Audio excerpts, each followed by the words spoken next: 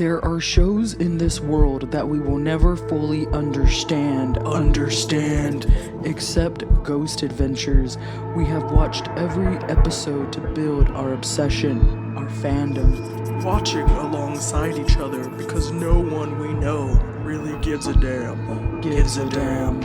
Watching Zach and crew catch groundbreaking proof of the paranormal, inspiring us to explore our own interest in otherworldly phenomena. This is our podcast. We are Paranormal Putas. And we're back, everybody! Shit, I didn't know Xena was here. Fuck yeah. It's Leah, the warrior princess! And this Bethany, I guess you're fucking like Gabrielle-esque sidekick? I don't know. Hey, everybody, it's the Paranormal Putas. And we're here with season 1 episode of Ghost Adventures called The Former Psychiatric Hospital. How vague. Yeah, what a mouthful. Yeah. Let's name this one The Former Psychiatric Hospital. Anyways.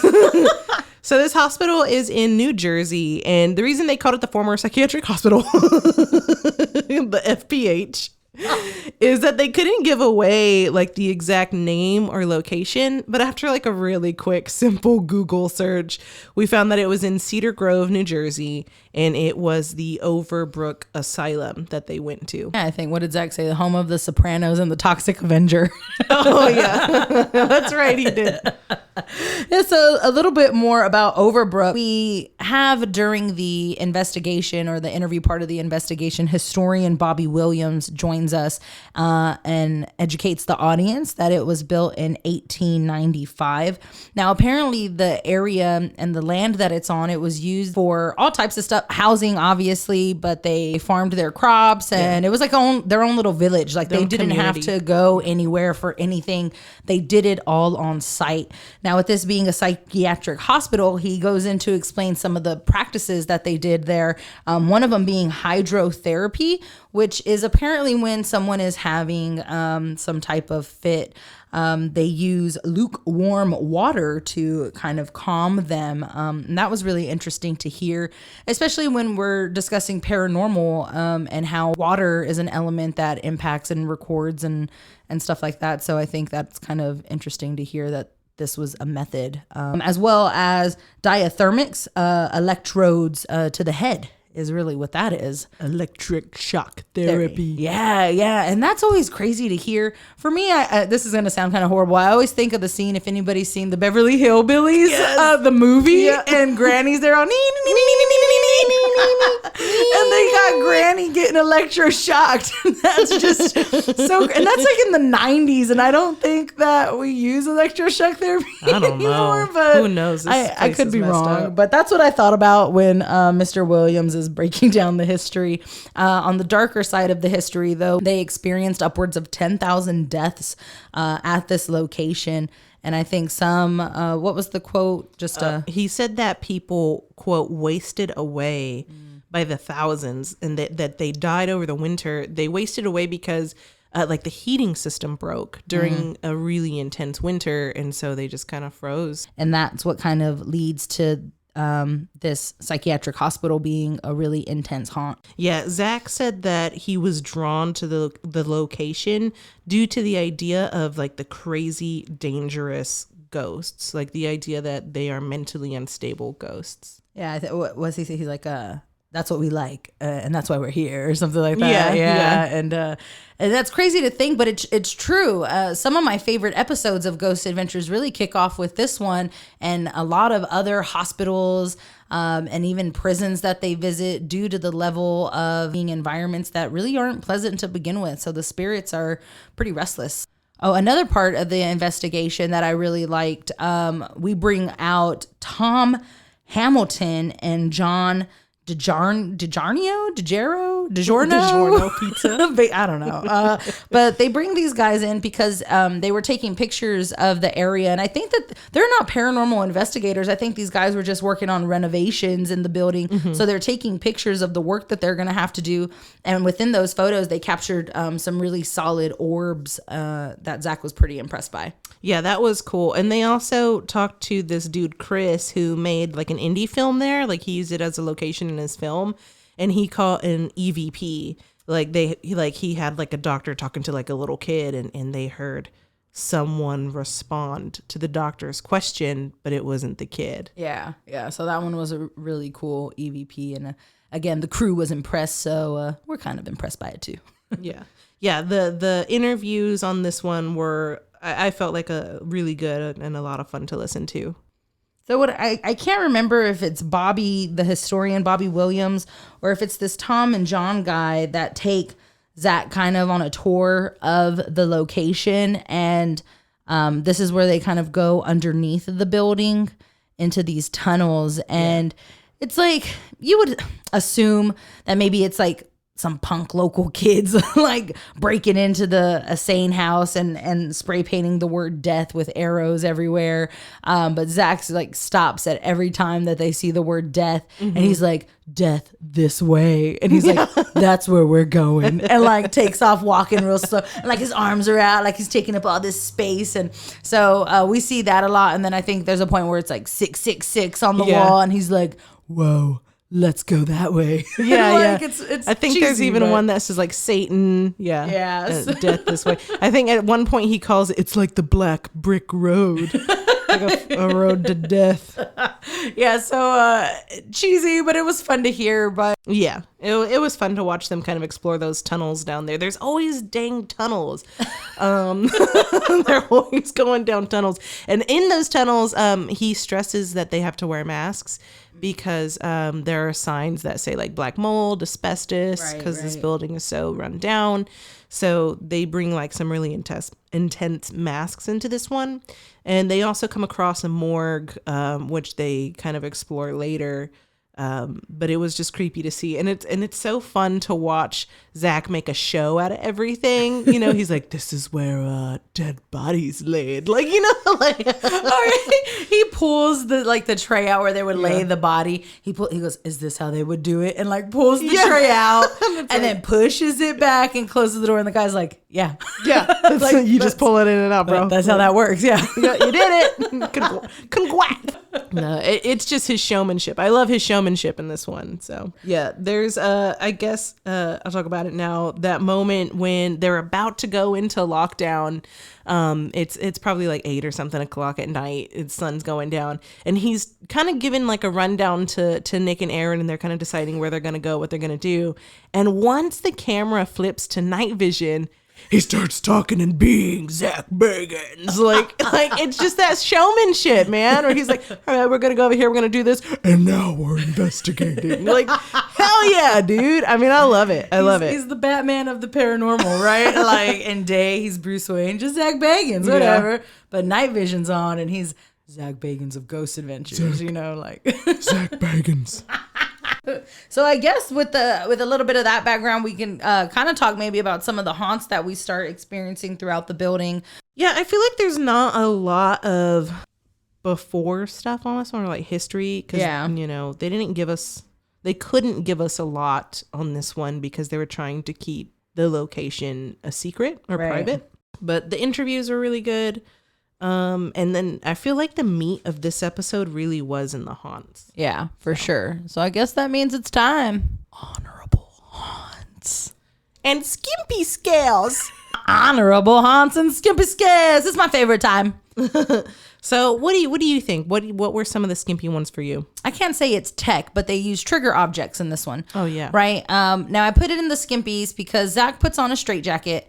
And he sits in a chair and he's like calling on a nurse. He's like, nurse, I need help. Come on. Like he's being real extra and he's in a straitjacket. So I don't know. The trigger object is fun. And a lot of times we get something, but for us not to get anything for a couple minutes when he's in that straitjacket kind of landed in the skimpies for me. Yeah, but I think it makes sense to talk about it now because I do consider trigger objects a part of the tech. Yeah. Because it's just a strategy, The feelings.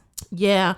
Another thing in this episode is that pretty early on, Nick starts saying that he's feeling sad. Yeah. And I think this is really early on for them, and they haven't developed like their full empathy or empathetic like sensitivity. Yeah. But Nick later on in the series becomes really sensitive, and kind of you get a lot of good evidence around him.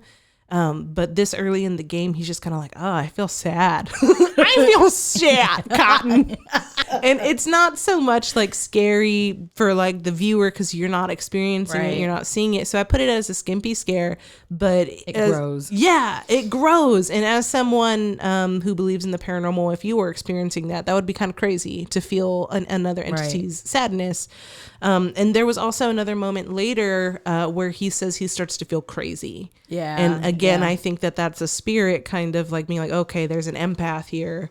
I'm going to try to start taking over their body kind of thing. Yeah. And Zach has a moment like that too, where he really starts to just freak out. Like we're not hearing anything. We're not seeing anything. And he kind of starts moving, weird. And he's like, there's people following us. They're following us. And he starts to panic. But again, the audience doesn't hear or see anything. So for me, it's kind of skimpy because we're not experiencing it directly. But again, to Bethany's point, they're kind of growing their ability to feel these things, and I think they're picking up on that a little bit more. I feel like that was all the skimpies. Yeah, not a lot. Not a lot, which is great. Yeah, it's always great when there's only one or two skimpies because that means the rest of them are honorable. I feel like you were channeling Chris Farley. Like, that is correct.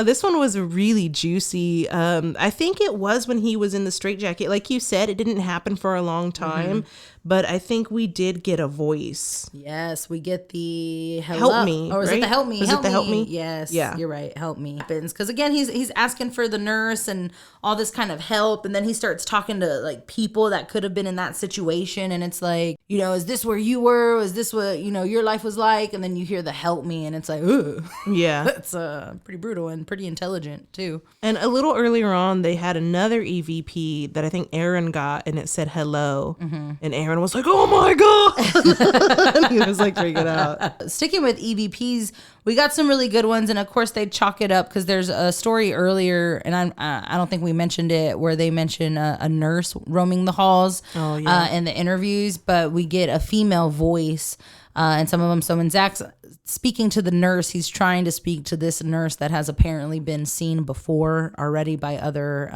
visitors to the location. So, but we pick up this female voice. And then again, we pick up a female singing and stuff like that, or kind of like a light hum. Yeah. Which is also really creepy to hear in what was once a psychiatric house. Like, I don't know, like this creepy kind of like, I don't know, like you would think there's someone who might not be in their right mind kind of roaming the halls and humming these, this creepy kind of music. So to hear that in EVP was pretty honorable for me. Yeah, that was creepy as hell. They also had another EVP. So later on, Nick goes into that morgue that Zach was playing around with earlier. And they lock Nick up in one of those like slots where the bodies go in. Oh my God, it is crazy. Like I got claustrophobia just like watching it. Like I can't imagine how hot it is in there, how awful. So he's in there and they get an EVP that says die. Yes, yeah. That one was brutal, and that's all we really get while Nick's laying in the morgue, other than him losing his shit and like starting to feel like, okay, I need to get out of here. Yeah. Like it's creepy. It's pitch black. I couldn't imagine doing that. I would never do that. So kudos to Nick Groff for laying in a morgue. Joke. Yeah. That is like towards the end. He's in there for like 56 minutes and some change. Upwards of an hour. About an hour. And around towards the end of that hour, that's when he's like, I'm going crazy. And he's like trying to kick his way out. It is so intense. But there's also, oh my God, the moment he gets into the little morgue slot, so cheesy. He's like, now I know what it feels like to die.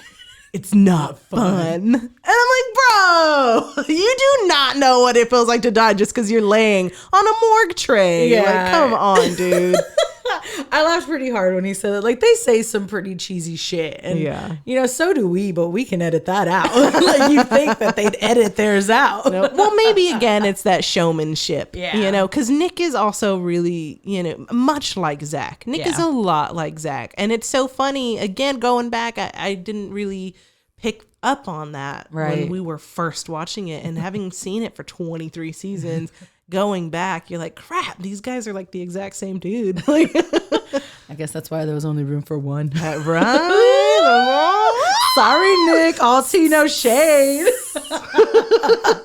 Sizzle. But no, that's a really good one. I think for me, after that, sticking with Nick, right? So they get him out of the morgue. Bethany mentioned that we hear die. And then while Nick's standing there and he's kind of telling the guys what he was feeling while laying on the morgue tray, we see an orb kind of come out of his lower back area, and then it kind of hovers and then swoops around to the right side of his face.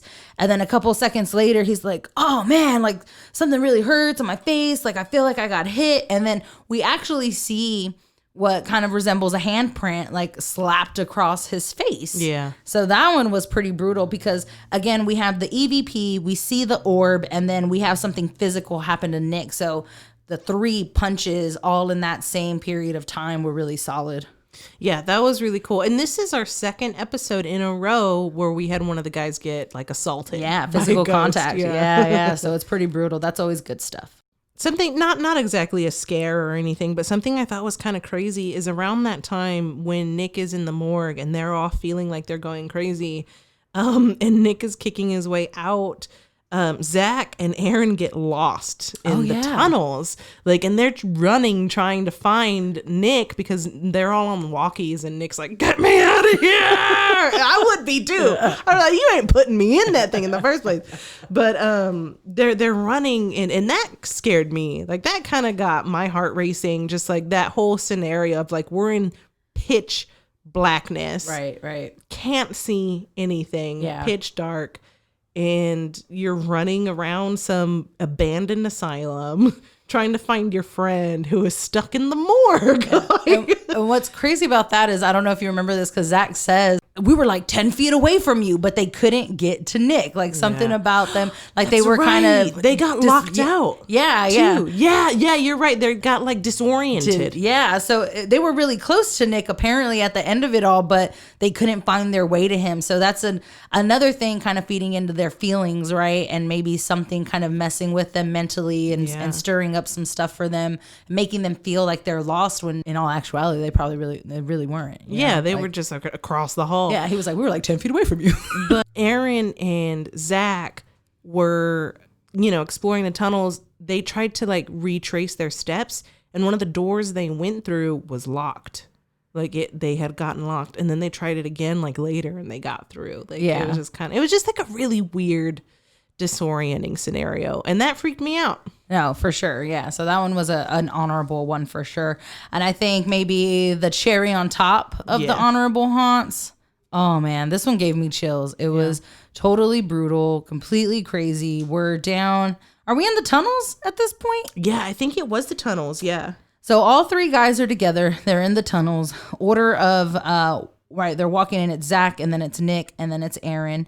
They're all recording, and then Zach just freaks out.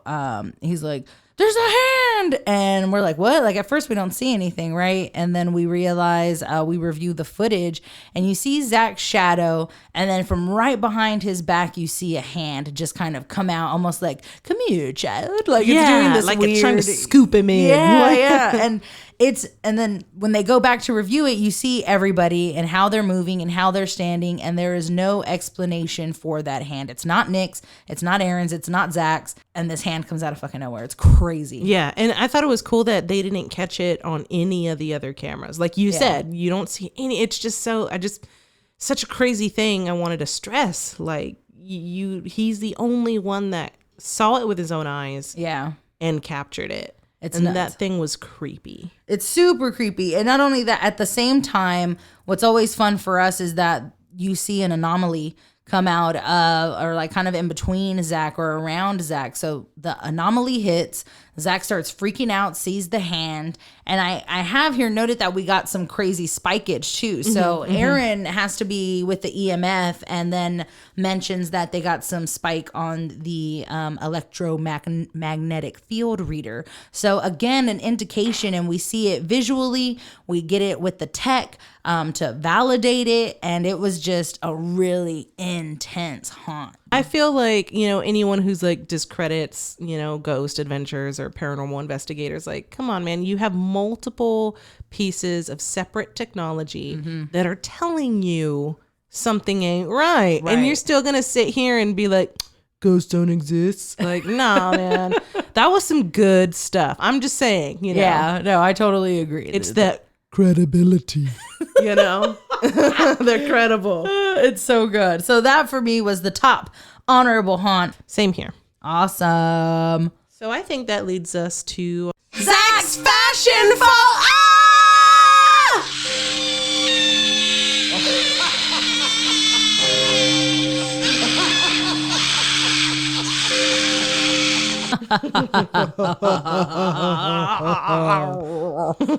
Zach's fashion photos.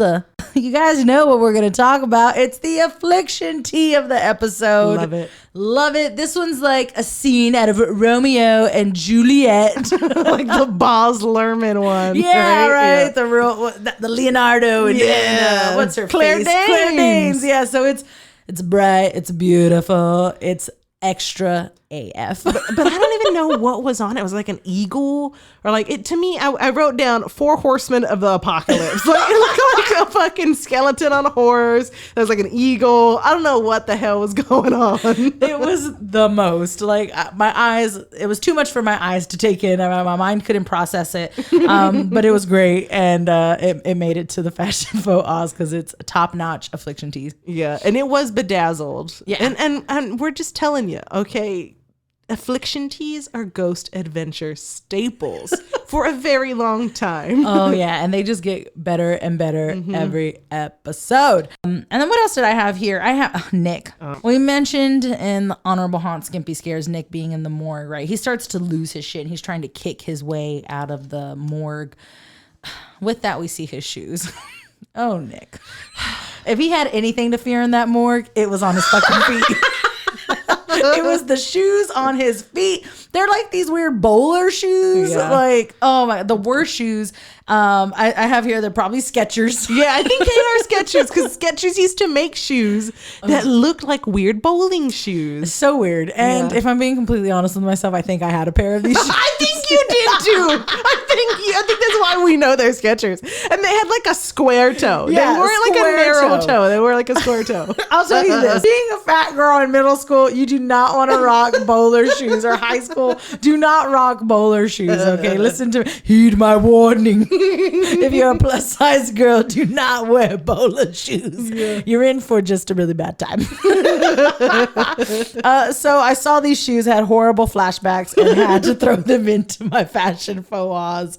What else did we have here? Oh, they used the masks we mentioned. Yeah. I threw them in my fashion just because in this episode, they're just kind of needed because the black mold and all this stuff. But the guys get really heavy with the mask usage as they get older and as they do more investigating.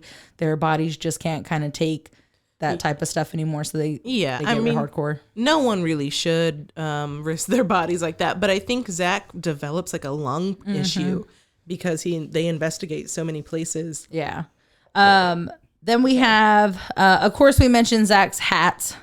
And this one wasn't too bad. It's actually just like a baseball cap. It's not bad, solid black, but it is kind of like velvety. Like, is that velvet? But Zach does that, and he still does that to this day. But we can appreciate that. I'd rather him wear a suede freaking baseball cap than a fedora or a or a bowler hat. bowler No, hat. I totally agree. I actually really like when Zach starts wearing the like, what are they called? Like trucker hats, baseball hats, whatever. Yeah. Just like your generic hat. And they're like black corduroy or black velvet. I'm such a sucker for black velvet. I'm wearing black velvet right now, actually. That's all. Like, I really like those hats when he starts wearing those. Yeah. So that was those were the noteworthy moments in fashion for me Yeah, same here. And of course, as always, Aaron is just there. Steady Aaron fashions. Yeah. Appreciate him. Covered the history, the haunts, the fashion. So I think it's time to rate this baby. I rated former psychiatric hospital a 4 claws. Oh, wow. I thought you were going to give it a 5. Ooh, no. I gave it a 4.